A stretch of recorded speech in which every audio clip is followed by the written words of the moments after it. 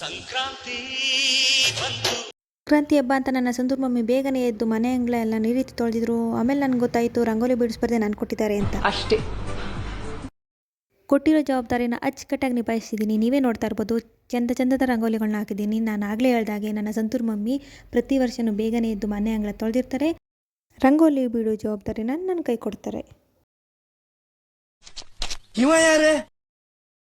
ನನ್ನ ಪ್ರೀತಿಯ ನಾಯಿ ಮರಿ, ಇದೆಲ್ಲ ಮಾಡೋ ಅಷ್ಟರಲ್ಲಿ ಹೊಟ್ಟೆ ತಾಳಾಗ್ತಾಯಿತ್ತು ಅಂತ ಇವತ್ತಿನ ಸ್ಪೆಷಲ್ ಪೊಂಗಲ್ಲು ಚಟ್ನಿ ತಿಂದು ಹಬ್ಬದ ಅಡುಗೆಗೆ ರೆಡಿ ಮಾಡ್ತಾ ಇದ್ದೀವಿ. ನೀವು ನೋಡ್ತಾ ಇರೋ ಹಾಗೆ ನೆಲ್ಲುಲ್ಲು ಹಾಕಿ ಗೆಣಸು ಬೇಯಿಸ್ತಾ ಇದ್ದೀವಿ. ನೆಲ್ಲುಲ್ಲು ಹಾಕಿದ್ರೆ ಟೇಸ್ಟ್ ಸೂಪರಾಗಿರುತ್ತೆ ಅಂತ ನಮ್ಮ ಅವ್ವ ಹೇಳ್ಕೊಟ್ರು. ಹಾಗಾಗಿ ಹಬ್ಬದ ಮನೇಲಿ ಹಬ್ಬದ ಅಡುಗೆ ಕೆಲಸ ಮುಗಿಯೋಷ್ಟರಲ್ಲಿ ಸಂಜೆ ಆಗೋಯಿತು. ಇದಾದಮೇಲೆ ನಮ್ಮ ಅಪ್ಪ ಸಂಜೆ ದನಗಳನ್ನ ಇಟ್ಕೋಗಿ ಕಿಚ್ಚಾಯಿಸ್ಕೊಂಡು ಬಂದರು. ಕಿಚ್ಚಾಯಿಸ್ಕೊಂಡು ಬಂದಂಥ ದನಗಳಿಗೆ ನಮ್ಮ ಸಂತೂರ್ ಮಮ್ಮಿ ಪೂಜೆ ಮಾಡ್ತವ್ರೆ. ಪೂಜೆ ಎಲ್ಲ ಆದಮೇಲೆ ಮಾಡಿಟ್ಟಿರೋ ಅಡುಗೆನ ಮೊದಲು ದನಗಳಿಗೆ ತಿನ್ನಿಸ್ಬೇಕು, ಇದೇ ಸಂಪ್ರದಾಯ. ಹೀಗೆ ನಮ್ಮ ಅಪ್ಪ ಸಿಂಗರ ಹೋಗಿದ್ರು, ಆದರೆ ಈ ವಿಷಯ ಅರ್ಜುನ್ ಅವ್ರಿಗೆ ಗೊತ್ತೇ ಇಲ್ಲ.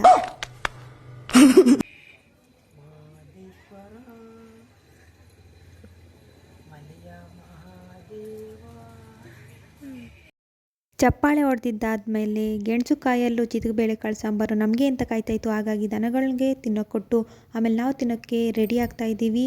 ಇದಾಗಿತ್ತು ಹಬ್ಬದ ಮಿನಿ ವ್ಲಾಗ್. ಎಲ್ಲರಿಗೂ ಮಕರ ಸಂಕ್ರಾಂತಿ ಹಬ್ಬದ ಶುಭಾಶಯಗಳು.